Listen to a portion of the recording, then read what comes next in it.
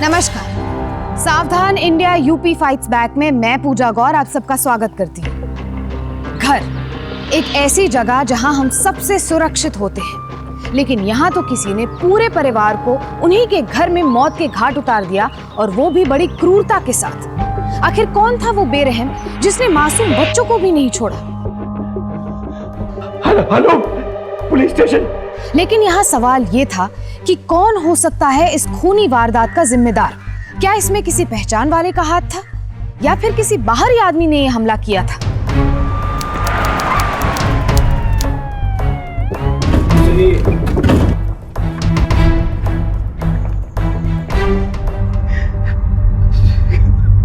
जैसे ही हम घर में आए इंस्पेक्टर साहब,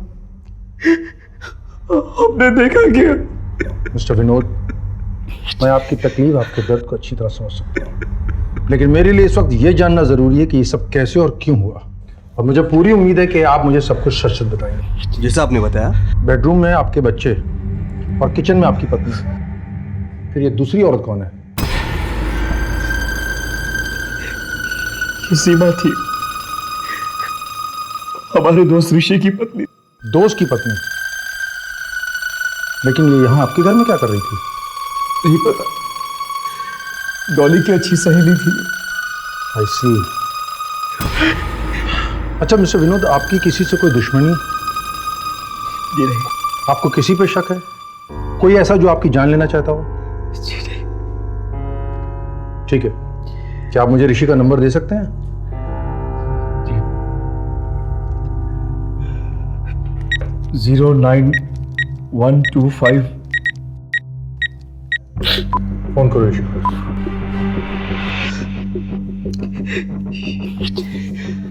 आपके द्वारा डायल किया गया नंबर अभी नेटवर्क क्षेत्र से बाहर है। सर वो फोन नहीं लग रहा है। सर किचन में जो औरत है उसकी सांसें अभी भी चल रही है। व्हाट?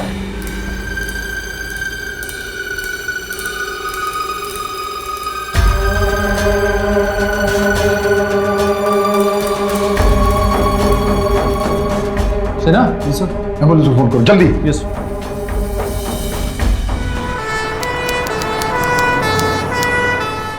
चलो जल्दी करो, डॉली, बी फास्ट। डॉली तुम्हें कुछ नहीं होगा। डॉली, डॉक्टर साहब ये देखिए इनकी हालत बहुत क्रिटिकल है, काफी खून बह गया है। क्रिटिकल मतलब ये ठीक तो हो जाएंगे ना? हमें हमारा काम करने दीजिए। डॉक्टर साहब ये आप यहीं रुकिए, हम अपनी तरफ से पूरी कोशिश करेंगे। Sir, excuse me sir. Sir लगता है खून इस धारदार चाकू से किया गया है। इसको मैं लैब में भिजवा देता हूँ फिंगरप्रिंट्स और डीएनए टेस्ट के लिए। मुझे पोस्टमार्टम रिपोर्ट और इस एरिया की सारी सीसीटीवी फुटेज जल्द से जल्द चाहिए। यस सर, बॉडीज को मैंने पोस्टमार्टम के लिए भिजवा दिया है और सीसीटीवी फुटेज 2-3 दिन में मिल जाएगा। ओके। वारदात में घर के 3 मेंबर्स, यानी कि दोनों बच्चों के साथ उनकी मां डॉली और उनकी फैमिली फ्रेंड सीमा पर जानलेवा हमला हुआ था, जिनमें से बच्चों सहित सीमा की मौत हो चुकी थी। डॉली बच तो गई, लेकिन उसकी हालत बेहद खराब थी। उसके पति विनोद का कहना था कि उनका कोई दुश्मन नहीं था, और अगर था भी तो बच्चों से किसी की क्या दुश्मनी हो सकती है? इन सब से एक बात तो तय थी कि किसी ने पूरे परिवार को खत्म करने की कोशिश की थी, लेकिन बतौर मर्डर वेपन किचन नाइफ का इस्तेमाल एक बहुत ही अजीब बात थी। हो सकता था कि कातिल ने गुस्से में आकर यह सब किया हो, और अगर ऐसा ही था तो क्यों? सेना, कोई किसी के पूरे परिवार को एक साथ क्यों खत्म करना चाहेगा? कातिल की जरूर कोई बहुत पुरानी दुश्मनी रही होगी, तभी तो उसने पूरे परिवार के साथ साथ बाहर वाले को भी नहीं छोड़ा। सर हो सकता है कि कातिल विनोद के परिवार को मौत के घाट उतार चुका हो, तभी सीमा आई हो। कोई गवाह ना बचे इसलिए उसने उसे भी मार दिया हो। और सीमा का पति, उसकी कोई खबर? उसका फोन संपर्क क्षेत्र के बाहर है। सेना, उसके ऑफिस, उसके घर का एड्रेस निकालो। इस केस में उसका संपर्क क्षेत्र में आना बहुत जरूरी है। Yes sir.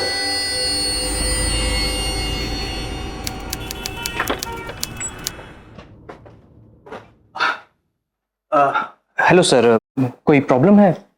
ऋषि कहाँ है? क्या हुआ सर? जितना पूछा उतना जवाब दो। ऋषि कहाँ है?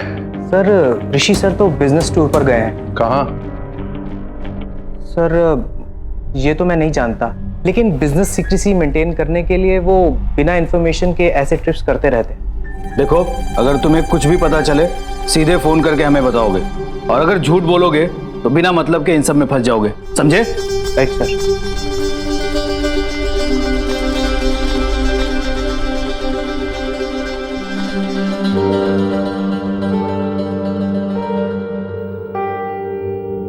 डॉली की हालत में अभी भी सुधार नहीं है। मिस्टर विनोद, याद करके बताइए, क्या आपकी किसी से रंजिश थी? कोई ऐसी घटना, कोई ऐसा आदमी? देखिए, कोई भी ऐसे ही पूरे परिवार को खत्म नहीं करेगा। याद करिए मिस्टर विनोद, प्लीज, ताकि इस केस को एक दिशा मिल सके। हम पहले भी कह चुके हैं, आपसे फिर कह रहे हैं, हमारी किसी के साथ कोई दुश्मनी नहीं थी। हम तो खुद सोच सोच के परेशान हैं, हमारे परिवार को खत्म करके किसी को क्या मिल गया, कुछ समझ में नहीं। फॉरेंसिक रिपोर्ट के हिसाब से सारे कत्ल इसी चाकू से हुए हैं। सबसे पहले छोटे बेटे बंटी, शानू, फिर सीमा, और उसके बाद कातिल ने इसी चाकू से डॉली पर हमला किया। हाँ सर, ऐसा ही हुआ है। पर हैरानी की बात यह है कि किसी को भी कोई चीज या कोई ऐसा आदमी घर के आसपास नहीं दिखा है जिस पर शक की सुई घूम सके। पर हाँ, लंच के बाद जो गार्ड ड्यूटी पे था उसने विनोद को 2:20 पर घर जाते हुए देखा था। 2:20? Yes sir. और पोस्टमार्टम की रिपोर्ट के हिसाब से सारे कत्ल 2 बजे के आसपास हुए हैं। तो सर, ये ब्लड सैंपल के रिपोर्ट्स भी आ चुके हैं।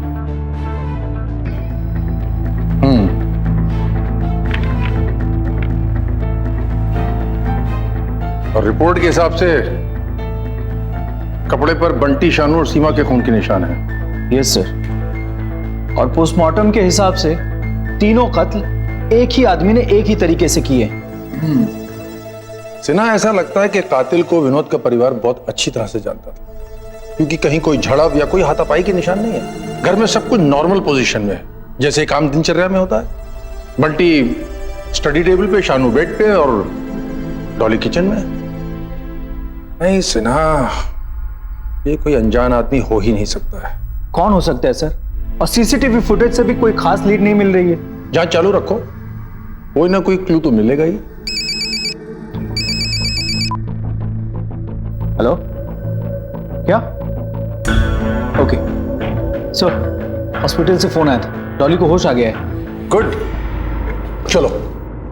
पुलिस कातिल का सुराग पाने के लिए इलाके के सभी एटीएम की सीसीटीवी फुटेज को खंगाल रही थी, लेकिन तमाम कोशिशों के बावजूद अभी तक पुलिस को कोई भी सुराग नहीं मिल पाया था। अब पुलिस की सारी उम्मीदें इस केस की इकलौती चश्मदीद गवाह डॉली पर टिकी हुई थी। डॉली का होश में आना इस केस को एक नया मोड़ देने वाला था। पुलिस को उम्मीद थी कि डॉली के बयान से इस केस के उलझे तार आपस में जुड़ जाएंगे और पुलिस उस कातिल तक पहुंच पाएगी।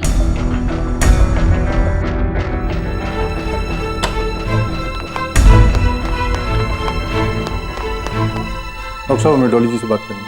मगर इनकी हालत अब भी नाजुक है। मैं समझ सकता हूँ डॉक्टर साहब, लेकिन इनका स्टेटमेंट लेना बहुत जरूरी है हमारे लिए। आप देख सकते हैं, ये बोलने के काबिल नहीं है। Please try to understand. Yes Dolly ji. जी जी, क्या चाहिए आपको?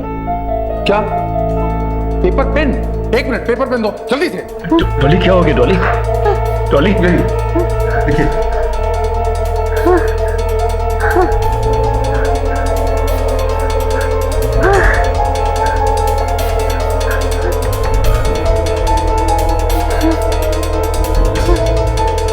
डॉली,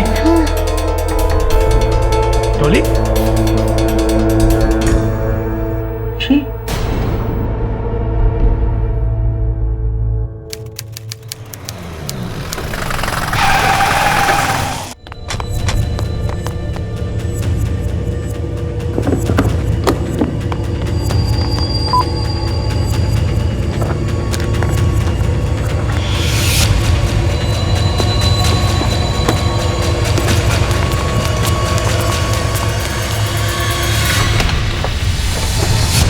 मैनेजर कहाँ है?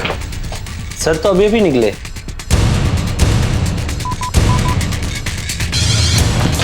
कहाँ जा रहे हो? हाँ?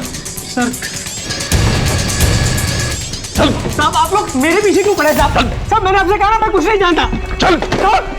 साहब मैं कुछ नहीं जानता साहब, प्लीज मुझे जाने कुछ नहीं जानते तो भाग क्यों रहे हो? देखो हम जानते हैं तुम्हारा इस केस से कोई लेना देना नहीं, लेकिन अगर ऋषि नहीं मिला तो उसके बदले तुम्हें जेल में पड़ना पड़ेगा, समझे? बताओ कहाँ है ऋषि? सर मैं आपको सब बताता हूँ साहब। ऋषि सर कहीं नहीं गए, वो यही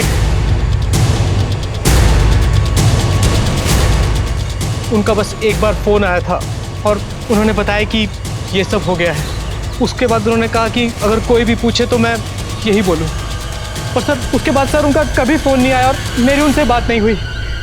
सर अब मैं नहीं जानता कि वो कहाँ है, किसके साथ है। झूठ तो नहीं बोल रहा तू? नहीं साहब, यही सच है। ठीक है, जाओ जाओ। सिन्हा पर नजर रखना, ये कहाँ जाता है, क्या करता है, किस किस से मिलता है, सारी इंफॉर्मेशन चाहिए। Yes sir.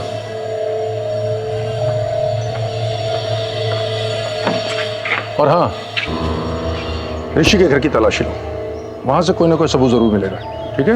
Yes sir. Yadav इधर आओ, पूरे घर की तलाशी लो, ठीक से कोना कोना छान मारो, जल्दी से। Yes sir. चेक करो। पुलिस का सारा शक ऋषि पर जा रहा था, खासकर तब जब इस केस की अकेली सर्वाइवर डॉली ने उसे कातिल करार दिया था। अब इस केस को सॉल्व करने के लिए ऋषि का मिलना बेहद जरूरी था। सर कातिल कितना भी चालाक क्यों ना हो, कोई ना कोई गलती जरूर करता है, और इस ऋषि ने भी यही गलती की है। देखिए इसे, जूम इन करो। एक मिनट होल्ड। ये ऋषि है? हाँ सर, ये ऋषि है, और 2:10 पर ये विनोद के घर के पास वाले एटीएम के सीसीटीवी फुटेज में देखा गया। और सर 2 बजे हत्या हुई है। टाइम और लोकेशन कत्ल वाली टाइम और लोकेशन से बिल्कुल मैच कर रहे हैं सर। Zoom out, hold. ये आजाद रोड है ना? हाँ सर। एक बात समझ में नहीं आई सना, इतने खून करने के बाद खूनी एक सुनसान रास्ते से जाने के बजाय एक बिजी रोड से क्यों जाएगा, जहां देखे जाने का खतरा ज्यादा हो? इसने हाईवे क्यों नहीं लिया?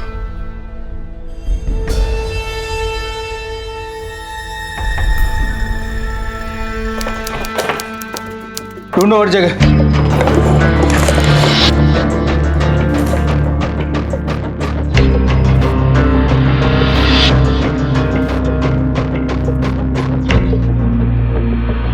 ऋषि के ऑफिस, फ्रेंड्स और हर उस शख्स से पूछताछ जारी थी जो उसके बारे में कुछ भी जानता हो। काफी कोशिशों के बाद आखिर में पुलिस के हाथ एक अहम जानकारी लगी, जिससे आगे की तफ्तीश का रास्ता खुल गया। ऋषि के घर से कुछ चीजें बरामद हुई हैं। सर ये पेन ड्राइव है, ये उसके ऑफिस में उसके कंप्यूटर के पास पड़ा हुआ था। सर ये बहुत ही काम का निकला, इसके डेटा निकलवा लिए मैंने। सर ये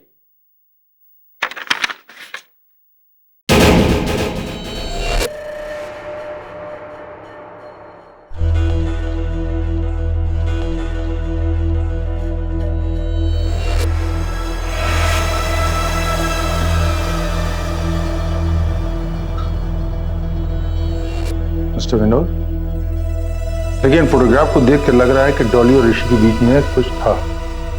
अब या तो ये आपकी पीठ के पीछे हो रहा था या आपको इसके बारे में कुछ पता था। ये सब हमारे पीठ के पीछे हो रहा था, हमें इस सब के बारे में कुछ नहीं पता था। क्या आपको कभी भी थोड़ा भी शक नहीं हुआ? कभी कुछ तो लगा होगा डॉली के स्वभाव से कुछ? अब बार बार ये क्यों पूछ रहे हैं? जब मैंने कहा मुझे नहीं पता, मतलब मुझे नहीं पता। डॉली जी की तबीयत अब पहले से बेटर है, अगर आप लोग चाहें तो उनसे मिल सकते हैं।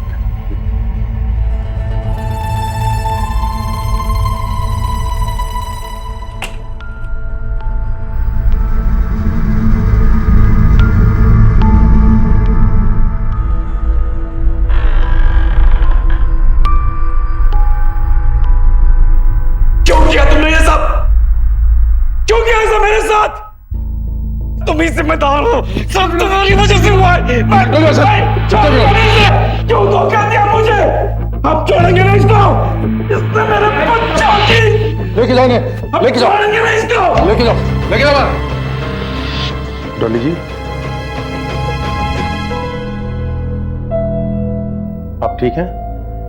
देखिए हमें आपका स्टेटमेंट चाहिए। हम जानना चाहते हैं कि उस दिन आपके घर में क्या हुआ था और कैसे हुआ।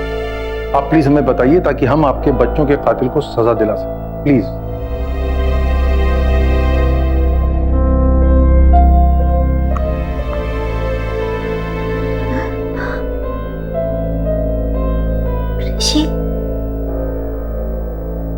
ऋषि ने सबको मारा। ऋषि ने? कैसे? सीमा अक्सर हमारे घर लंच के लिए आया करती थी। उस दिन भी वो आने वाले थे, पर सीमा के आने से पहले ही वहां ऋषि आ गए। मैं भी आई। पढ़ाई करो तुम। ठीक है।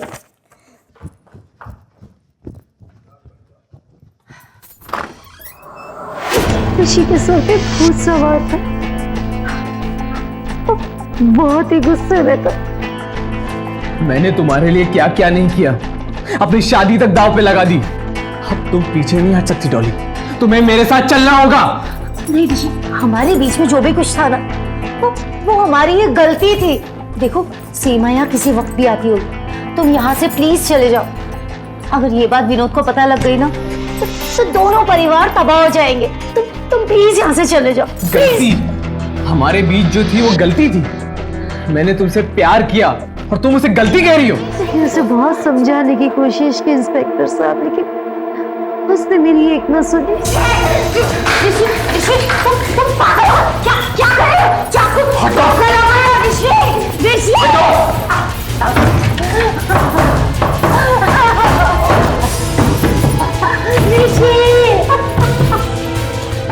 उसके बाद मुझे कुछ याद नहीं। आप उस दरिंदे को कड़ी से कड़ी सजा दीजिए। उसने मेरे बच्चों को। डॉली जी, डॉली जी, डॉक्टर, डॉक्टर, डॉक्टर, देखिए क्या हुआ इन्हें। बाहर चलिए, इन्हें आराम की जरूरत है। इंजेक्शन रेडी करो जल्दी।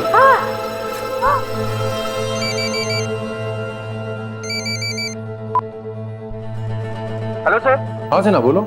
सर ऋषि का पता चल गया है सर, वो हाईवे के पास वाले मंजू लॉज में छिपा बैठा है। गुड, तुम उस पर नजर रखो, मैं भी आ रहा हूँ। ओके?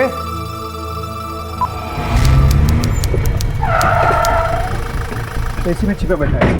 कम।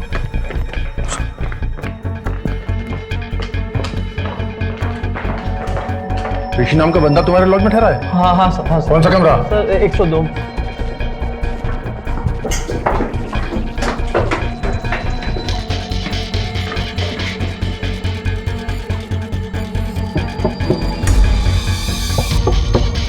कौन?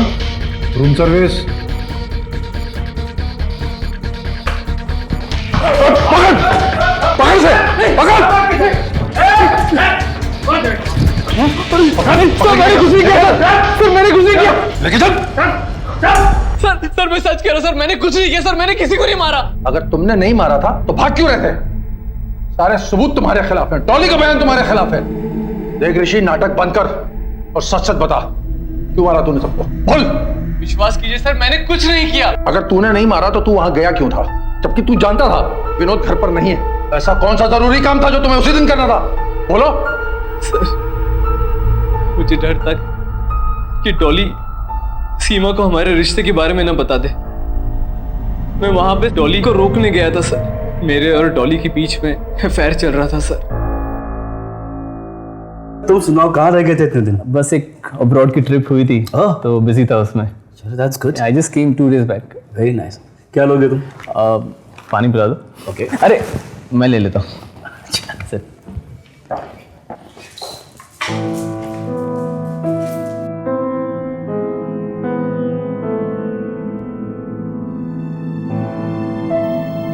इन सब की वजह से डॉली और विनोद के रिश्ते बिगड़ते जा रहे थे। डॉली को मुझसे प्यार होने लगा था सर। और फिर एक दिन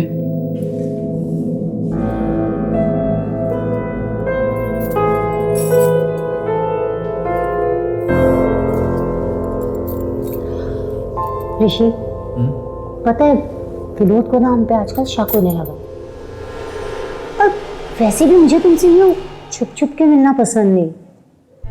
एक काम करें, फिर हम भाग जाएं।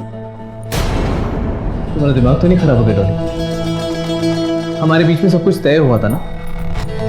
देखो डॉली, मैं सीमा को नहीं छोड़ सकता, और तुम भी अपना बसा बसाया घर छोड़ने की बेवकूफी मत करो। अरे जो जैसा चल रहा है चलने दो, या फिर सब बंद कर दो। वैसे भी सब कुछ गलत है, एक न एक दिन किसी न किसी को पता चल ही जाएगा। इससे पहले कि मेरा घर टूटे, हमें एक दूसरे से मिलना बंद कर देना चाहिए।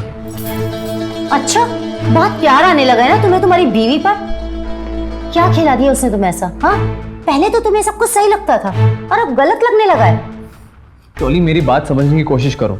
मैं ये सिर्फ अपने भले के लिए नहीं, तुम्हारे भलाई के लिए भी कह रहा हूँ। ऋषि, मेरी भलाई किसमें है ना, ये मैं अच्छी तरह से जानती हूँ, समझे तुम? अगर तुमने मुझे छोड़ने की कोशिश की ना, तो देखना मैं तुम्हारी जिंदगी बर्बाद कर दूंगी। तुम मुझे ही इस्तेमाल करके ना ऐसे छोड़ नहीं सकते। ऋषि, ऋषि, ऋषि! उसे उस वक्त समझाना बेकार था, इसलिए मैं वहां से चला आया। लेकिन उसके अगले ही दिन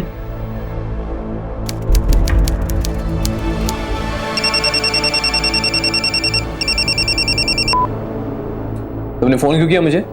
कहा था ना मैंने तुमसे कि मैं तुम्हें बर्बाद कर दूंगी। अब तुम्हारी प्यारी बीवी सीमा मेरे घर पे कभी भी आती होगी, अब देखना उसके सामने तुम्हारे सारे चिट्ठे ना खोले ना, तो मेरा नाम भी डॉली नहीं। ये तुम क्या कह रही हो डॉली? अरे ये सब करने से तुम्हें मिलेगा क्या? ऋषि, जो मुझे मिलेगा वो तुम अपनी आंखों से खुद देख लेना। अब मैं तुम्हें बर्बाद कर दूंगी। डॉली, डॉली!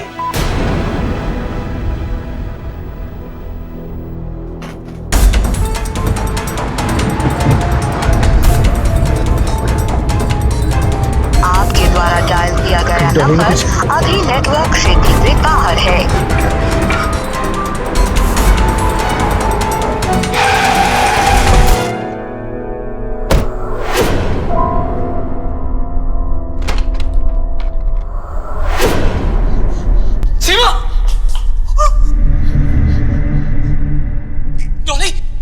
जब मैं डॉली के घर पहुंचा तो वहां पे लाशें बिछी हुई थी।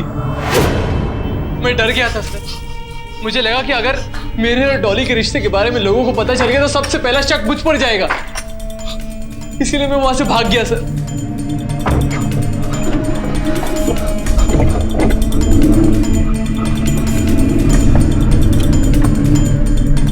कहानी बहुत अच्छी सुनाई तुमने, लेकिन तुम्हारे खिलाफ इतने सबूत हैं कि तुम्हारी ये झूठी कहानी तुम्हें बचा नहीं पाएगी। ऋषि, मैं तुमसे वादा करता हूं, तुम्हें ऐसी सजा दिलवाऊंगा कि तुम्हारी पुश्तें भी याद रखेंगी। सर मेरा यकीन कीजिए, मैं झूठ नहीं बोल रहा हूं, मैंने किसी को नहीं मारा। बकवास बंद कर। सर मैं भला अपने बच्चे को क्यों मारूंगा?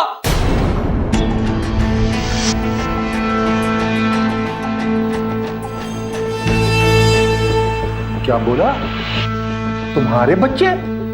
हाँ सर, बंटी और शानू मेरे बच्चे थे। पता नहीं सर ये सब कैसे, किसने ये सब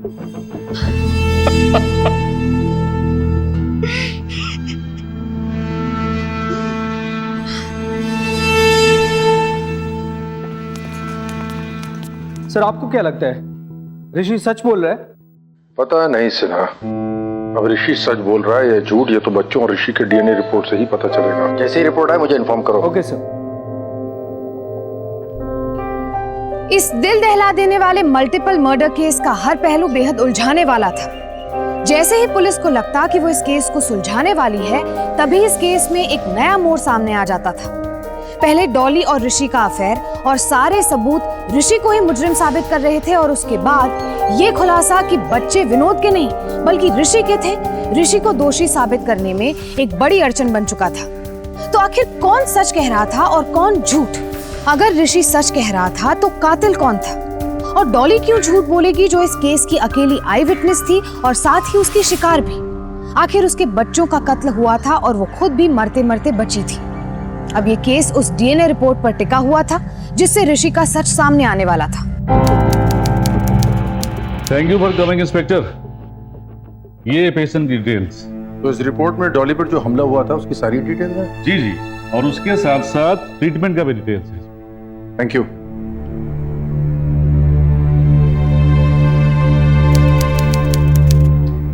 सर, डीएनए रिपोर्ट आ गई।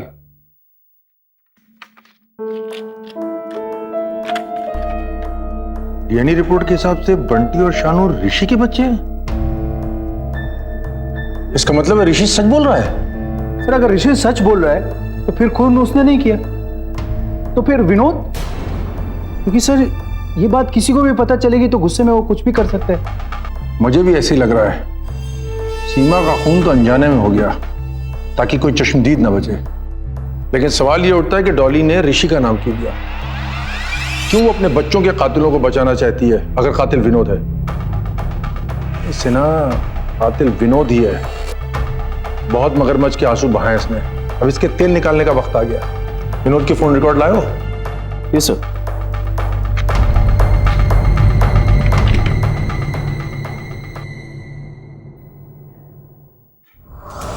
मिस्टर विनोद, आप तो कह रहे थे आपको डॉली और ऋषि के अफेयर के बारे में कुछ नहीं पता, तो फिर आपके टेलीफोन रिकॉर्ड में सबसे ज्यादा मंजू लॉज के नंबर क्यों है जहां ऋषि छुपा हुआ था?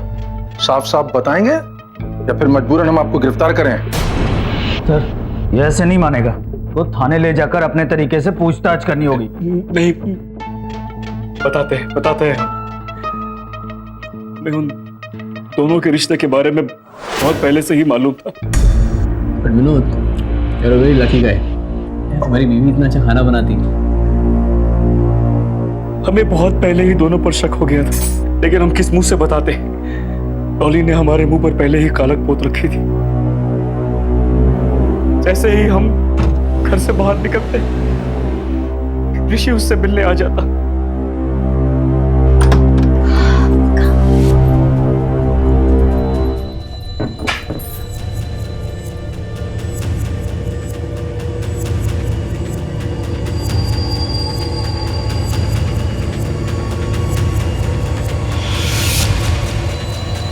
इसीलिए हमने दोनों का पीछा किया।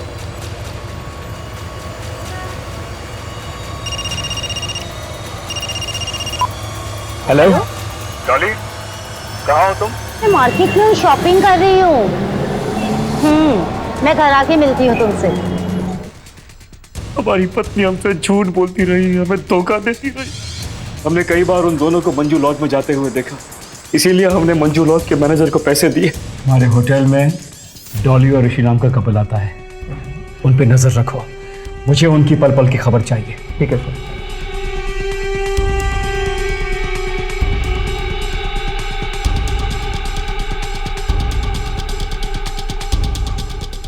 हम पूरी तरह से टूट चुके थे इंस्पेक्टर साहब, लेकिन उसके बावजूद हम खामोश रहे। सिर्फ अपने बच्चों की खातिर, अपने परिवार की खातिर। हमें लगा कि एक ना एक दिन डॉली सुधर जाएगी। तो आप डॉली के सुधरने का इंतजार कर रहे थे? वाह, आप जैसा संत और हमारे जैसा बेवकूफ और कोई नहीं है। नाटक बंद करो विनोद, और साफ साफ बताओ कि क्या हुआ था। या कहीं ऐसा तो नहीं है कि अपने बीवी बच्चों और सीमा का खून कर दिया, बाद में हमें फोन करते हो और अब यहाँ बैठकर अपनी राम कहानी सुना रहे हो? अरे हम सच कह रहे हैं इंस्पेक्टर साहब, किसी को नहीं मारा, हमने किसी को नहीं मारा है। अगर हमें किसी को मारना होता तो हम डॉली को मारते, उस ऋषि को मारते। अपने बच्चों को हम क्यों मारते? समझ में नहीं आ रहा। जब डॉली आप लोगों से कह रही है कि ऋषि कातिल है, फिर भी आप हमारे पीछे पड़े हैं। आवाज ठोको, सब समझ में आ जाएगा। थाने चल, चलो चले। ये गलत है, ऋषि कातिल है। आप, अरे हम बेकसूर हैं। ऋषि, डीएनए रिपोर्ट से ये साबित हो गया कि ऋषि सच कह रहा था, लेकिन इससे भी बड़ा सच ये था कि विनोद अपनी बीवी और दोस्त के इस अफेयर के बारे में जानता था, लेकिन फिर भी उसने पुलिस से झूठ कहा था कि वो इससे अनजान था। अब पुलिस का सारा शक ऋषि से हटकर विनोद पर आ गया था, जो शुरुआत से ही सबकी आंखों के सामने था और निर्दोष दिखाई दे रहा था। इस केस में हुए नए खुलासों के मुताबिक विनोद के पास कत्ल करने की वजह यानी कि मोटिव ऑफ क्राइम तो था, लेकिन उसके खिलाफ कोई सबूत नहीं थे। कत्ल हुआ 2 बजे और गार्ड ने विनोद को घर के अंदर जाते हुए देखा तकरीबन 2:20 पर। तो वो ये सब कुछ कैसे कर सकता है? लेकिन फिर भी सारे सबूतों को मद्देनजर रखते हुए तहकीकात भी उसी की तरफ मोड़ दी गई। पुलिस को अब एक ऐसे सुराग या सबूत की जरूरत थी जो इस केस की गुत्थी को सुलझाने में उनकी मदद कर सके। कुछ तो छूट रहा है।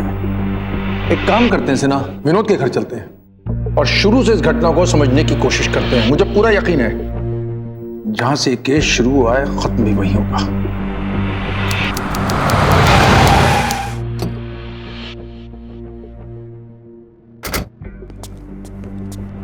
Sinha, yes sir. पोस्टमार्टम की रिपोर्ट के हिसाब से सबसे पहले बंटी का खून है। बंटी के यहाँ वार है। जी सर। इसका मतलब है कातिल ने कुछ यूं वार किया होगा, उसके बाद वो कातिल यहाँ आया होगा शानू के पास। पोस्टमार्टम की रिपोर्ट के हिसाब से शानू के यहाँ पर निशान है। Yes sir. इसका मतलब है कातिल ने कुछ वार यूं किया होगा।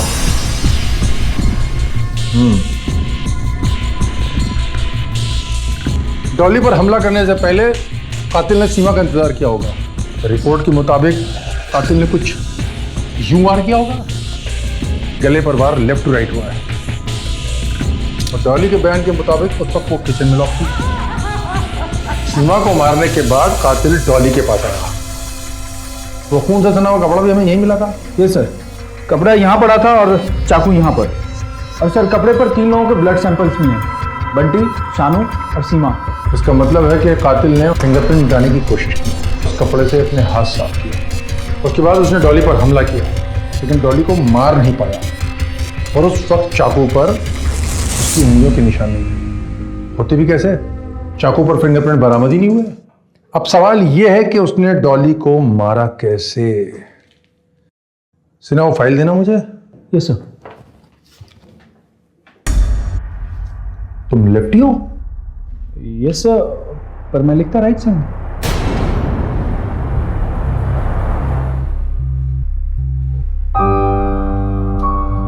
I see.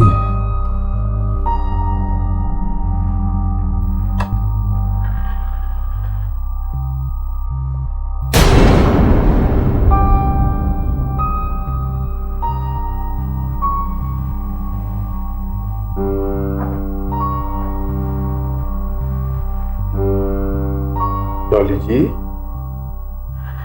आपका खेल खत्म हो गया। मैं चाहता हूं कि आप अपने बच्चों बंटी, शानू और ऋषि की पत्नी सीमा के कत्ल के इल्जाम में जेल जाने से पहले बयान दें। झूठा नहीं, जैसे आपने पहले दिया था। मैं जानता हूं कि आपने क्यों किया, कैसे किया,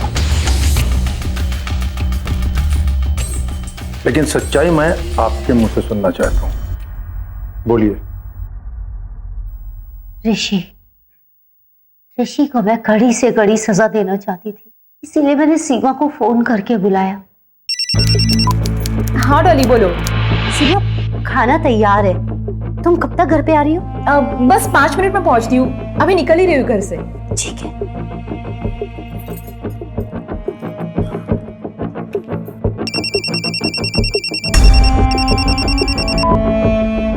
तुमने फोन क्यों किया मुझे?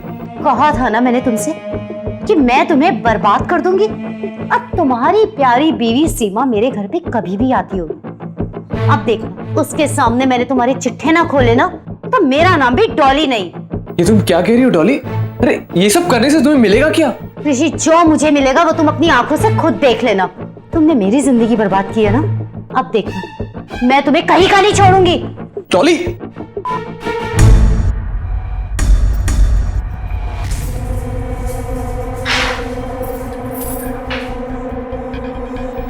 वो दोनों बच्चे वो ऋषि की निशानी थी, इसीलिए सबसे पहले मैंने उन बच्चों को मारा।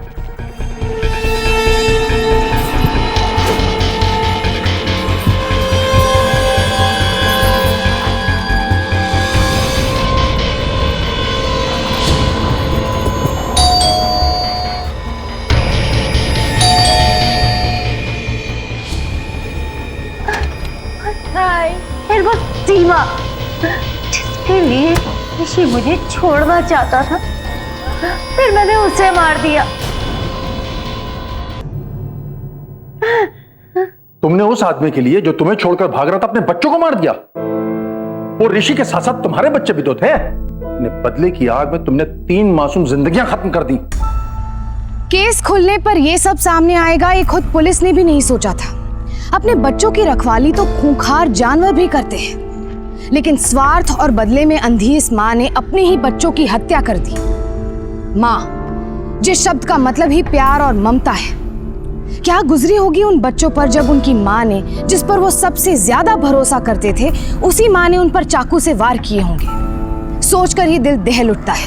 कहते हैं ना कि मुजरिम कितना भी शातिर क्यों ना हो, आखिरकार एक ना एक दिन गलती जरूर करता है।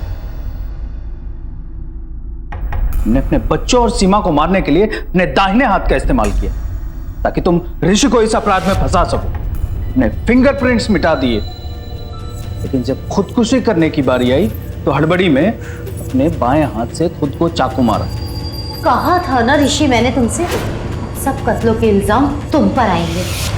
सड़ते रहना अब जिंदगी भर जेल में।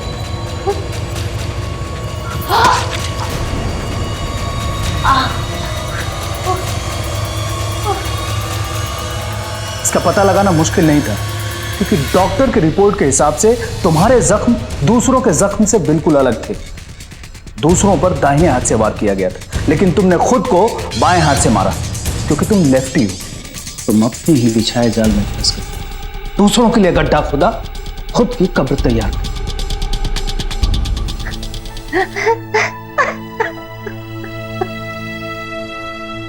डॉली को आईपीसी की धारा 302 के तहत हत्या करने और धारा 203 के तहत झूठी गवाही देकर कानून को गुमराह करने के जुर्म में उम्र कैद की सजा सुनाई गई। ऋषि को भी अडल्टरी के जुर्म में आईपीसी की धारा 497 के तहत 5 साल की सजा सुनाई गई। ऋषि और डॉली अगर एक दूसरे से प्यार करते थे तो वो अपने लाइफ पार्टनर से बकायदा अलग होकर एक दूसरे के साथ रह सकते थे, लेकिन उन्होंने रिश्तों को धोखा देने का रास्ता चुना, जिसने उन्हें ऐसे खतरनाक अंजाम तक पहुंचा दिया। विनोद को अगर सब कुछ पता था तो उसे खामोश रहने की बजाय कानून का सहारा लेना चाहिए था, लेकिन उसने ऐसा नहीं किया। याद रखिए, शादी एक सामाजिक बंधन है और इसे तोड़कर अपनी पत्नी या पति को धोखा देकर बाहर रिश्ता कायम करना शुरुआत में अच्छा लगता है, लेकिन अंत में ये सिर्फ अपराध की ओर ले जाता है।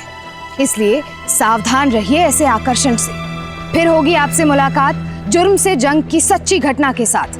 तब तक सावधान इंडिया, यूपी फाइट्स बैक। जुर्म से जंग जारी है, अब यूपी की बारी है।